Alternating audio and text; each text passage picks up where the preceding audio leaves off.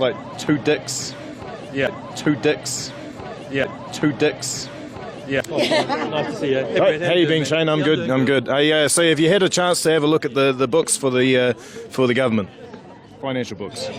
Oh, no one knows what they're looking like. They're a mess. Even the Auditor General said, particularly around COVID, there's so many buckets, he was struggling to add them up. Well, if the Auditor General's struggling to add them up, how the heck are we all supposed to know what the books are looking like? Jeez, you might be walking into a disaster, mate. Look, my sense is we probably will. It tends to be the nature of things. It tends to be that cycle. We have some governments that spend, tax and spend, and we often find when we come in, we need a whole term just to actually get the economy back before we can start building roads and hospitals and other stuff. Yeah. So, we'll confront that if we're privileged next year. Yeah.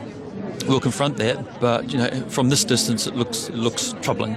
So how's the government going to pay all the debt back if it doesn't steal water infrastructure? If you come in and you find out the books are just a disaster? Look, we'll need to trade our way. We're really good at trading our way out of positions. I know under John and Bill and Stephen, we opened up, we had 12, 13 airlines come in and tourism picked up and hospitality. And so we'll need to trade our way fundamentally. We're a trading nation. We'll need to trade our way out of the crisis we find ourselves in. I think that's mostly where we're going to need to be, Brad. Have we ever borrowed this much in the history of... Our finance person is saying no, nor can she recall when we've had a budget that was this profligate in our last budget. So our finance person is saying that our debt levels are looking troubling. Well, this country does have a pretty good reputation in terms of quality. I think we just need to make more Kiwi-made things, don't you think? We need to increase our productivity. We need to be more productive in what we do. We don't compare well, like with our Australian cousins, for example. We need to increase our productivity. But again, we're a trading nation. If we don't trade, we die. And when we were the Hobbit Kingdom, not the Hobbit Kingdom, the Hermit Kingdom, when the doors were shut, and, no one was coming in, no one was welcome. Oh, they didn't go so well for us. We have $5 billion of international students. No, we don't. They've either gone to Melbourne, they've gone to Canada. We shut the door. Canada kept their doors open, for goodness sake. How can that be? That's a lot of money. Exchange students, foreign students, they permeate all through the community. They need homestays, all that sort of stuff. And that whole sector hasn't been open to us. And there's going to be a long tail for that, let alone hospitality. These folks here and accommodation. Yeah. There's a lot of hurt that's going to take a while to try and fix, actually. But we need to trade our way out. That's our view. Yeah, those health measures that don't address the hazard have been quite costly for us, hasn't it? Oh, look, if you stop looking, you don't find. Seriously. If you don't look at waiting times, surprisingly, you don't know when they're so bad. How can that be? How can that be rational or sensible in any way whatsoever? There's a lot of issues in the health space, although it's always a shout-out from me to those who are there, and they'll never see me anything other than supportive of them because they're working as hard as they can. They get up every day, short of staff, know they're going to be doing 2 or 3 shifts that they shouldn't be doing, and they darn well roll their sleeves up at the coalface. So big shout-out to them. This is not a you problem, it's a leadership problem, it's a funding problem, it's a central government problem, actually.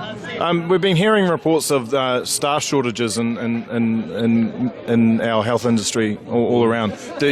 Would you agree with that sentiment? Just unbelievable. I'm afraid for Andrew Little to say the health system's coping is just laughable. I'm afraid it's not coping. And, a lot of things come back to health workforce. So you can have the best policies in the world, but if you don't have people to actually deliver them, it doesn't matter. It's not going to work. So we know we're 4,000 nurses short. Explain to me why they don't get day one residency, but a multimedia DJ can. Got to explain that to me. I don't get that. No, seriously, how can that be sensible? We're 1,500 GPs short. Can you explain to me why there was no new medical school places in the budget 3 weeks ago? How does that work? We've got to grow our own homegrown, culturally competent, GPs. We're 1,500 specialists short. Our health workforce is in dire straits. And 2 weeks ago, Australia said they're going to build a $4.5 billion health army. Where do you think they're looking? Offering $30,000 more and relocation costs. Where do you think they're going to look? Yeah, our health industry needs people that understand our people. Do you think we should bring back all the people who were mandated out of their jobs? I opposed, on behalf of our party, the public health order on Tuesday and voted it down. And made the case very clearly that we need to see a pathway to mandates ending and what the terms and conditions will be. So on behalf of the National Party, I voted that down. Labor had the majority, they voted it up, so it stays for another 6 months. That's what happened, actually. but as a caucus we voted it down. Well, I agree with you. I don't think anybody should be forced to date men. Some people prefer women. I know I prefer women. You prefer women, don't you? It's an image I don't want, actually. Thank you, Brad. Thank you for sharing that personal moment with me. But I mean, if a mandate were to be propositioned to me, I think they would have to dress up and offer to pay for dinner. boy, I'm sorry for no comment to that. That's just risky and dangerous for me, Brad. You know that. Finally, there was a few questions were asked in the meeting you had in Waimea, and Mr. Lux sort of left the baby in your lap. Your lap up to a point, so what has sort of happened since then? So what's happened since then is I've been having discussions with our editor basically, and Stuart Smith, and making sure he's up to date. And what Stuart's telling me is kind of interesting. Amongst other things, he's telling me that refining capacity across the world is actually falling, not at all what we were being told. Up to the point when the refinery they shut down for their 4-yearly maintenance, they were only charging about a third of what other refineries were charging for refining crude oil. So if that is the case, they've purposely sabotaged our refinery to make the books look bad, if that's the case. This is of a reputable source.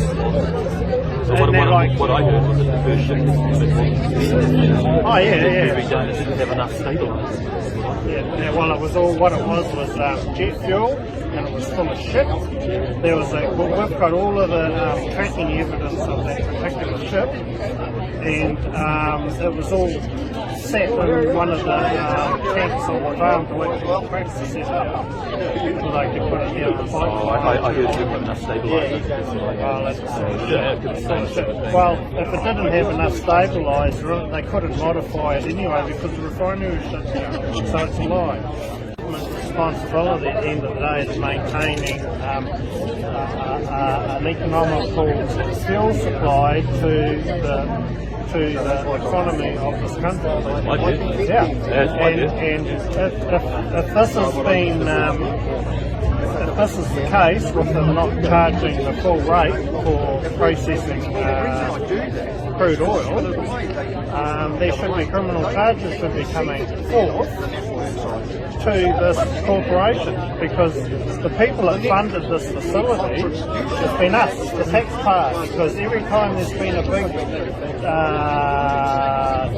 big upgrade, they've always put their hand out to the government. It wasn't quite true with Te Mahi Hole. That came from profits. So the last big upgrade, that was 100 million, as I recall. CCR. I just noticed Te Mahi Hole. I don't know. The project was. Yeah, but it was big. It was upgrading. Excuse my interruption. I will keep moving. Anyway, I'm on the side. So you're talking to the choir here. If you can do a little bit of digging on their financial side. Well, if you can email me, so I make sure I completely understand the question, then I'll bring whatever.